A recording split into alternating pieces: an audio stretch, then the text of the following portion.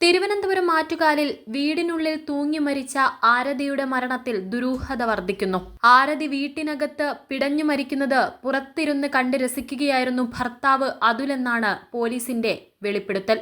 പീഡനം സഹിക്കവയ്യാതെ താൻ മരിക്കാൻ പോവുകയാണെന്ന് അതുലിനോട് പറഞ്ഞിട്ടാണ് ആരതി വാതിലടച്ച് അകത്ത് കയറിയത്. ഇതിനുശേഷം ആത്മഹത്യാക്കുറിപ്പ് തയ്യാറാക്കി.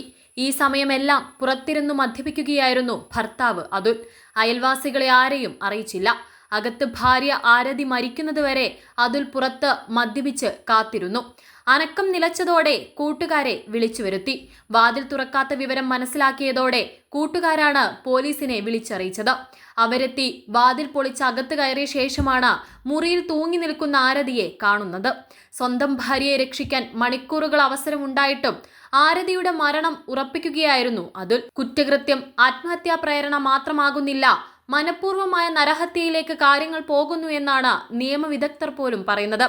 അതുൽ ഒരു ഫ്രോഡാണെന്നാണ് ഇപ്പോൾ പുറത്തുവരുന്ന വിവരങ്ങളിൽ നിന്ന് മനസ്സിലാകുന്നത്. ബാങ്കിൽ ജോലിയുണ്ട് എന്ന് തെറ്റിദ്ധരിപ്പിച്ചാണ് വിവാഹം നടത്തിയത്. എന്നാൽ ബാങ്കിലെ ലോൺ സെക്ഷനിലെ താൽക്കാലിക ജീവനക്കാരൻ മാത്രമായിരുന്നു അതുൽ. പണം ദൂർത്തടിച്ച് കറങ്ങി നടക്കുക മാത്രമാണ് അതുലിന്റെ ഹോബി. വിവാഹശേഷം മറ്റു ചില ബന്ധങ്ങളിലേക്കും അതുൽ പോയി തുടങ്ങിയെന്നും ആരതിക്ക് പരാതിയുണ്ടായിരുന്നു. ഇതിനെ തുടർന്നുള്ള തർക്കങ്ങളും വീട്ടിൽ സംഘർഷത്തിന് വഴിവെച്ചു.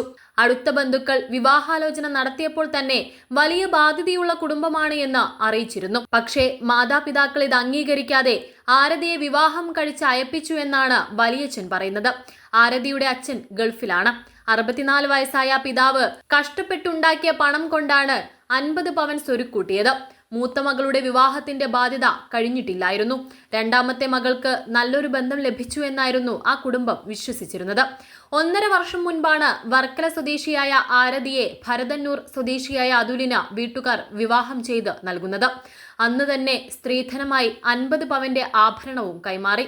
മാസങ്ങൾ കഴിഞ്ഞപ്പോൾ തന്നെ വീട്ടിൽ പ്രശ്നങ്ങൾ ഉടലെടുത്തു. ആഭരണങ്ങൾ ഓരോന്നായി അഴിച്ചു വാങ്ങി പണയം വെച്ചും വിറ്റും തുടങ്ങി.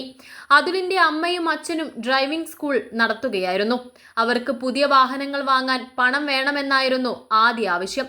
ആദ്യമൊക്കെ ആരതി വഴങ്ങി. അതുൽ 1.5 വർഷത്തിനുള്ളിൽ ആഭരണം വിറ്റ് 3 വാഹനങ്ങളാണ് വാങ്ങിയത്. അവസാനം 8 ലക്ഷം രൂപയ്ക്ക് പുതിയൊരു വാഹനം കൂടി ഇറക്കി. വീണ്ടും പണം ചോദിച്ചപ്പോഴാണ് ആരതി നിരസിച്ചു തുടങ്ങിയത്. പിന്നീട് ക്രൂരമർദ്ദനം ആരംഭിച്ചു.